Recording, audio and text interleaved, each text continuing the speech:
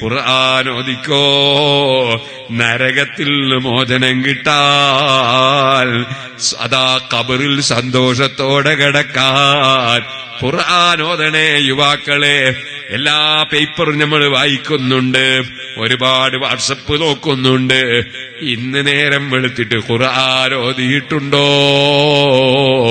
ചിന്തിക്കണം. അതാ പോയി ഉറങ്ങുന്നതിന് മുമ്പ് തബാറക സൂറത്ത് ഓതാതെ ഉറങ്ങരുത് കേട്ടോ. അത് വലിയ പുണ്യമാണ്, ഖബറിൽ ശിക്ഷ ഒഴിവാകാൻ നിമിത്തമാണ്. ദിനേന യാസീനോദിയാൽ അത് വലിയ കാവലാണ്, പുണ്യമാണ്. സൂറത്തുൽ വാഖിയ ഓതിയാൽ ഞെരുക്കമില്ലാതെ ഐശ്വര്യത്തിന് ജീവിക്കാനും സ്വർഗം കിട്ടാനും കാരണമാണ്.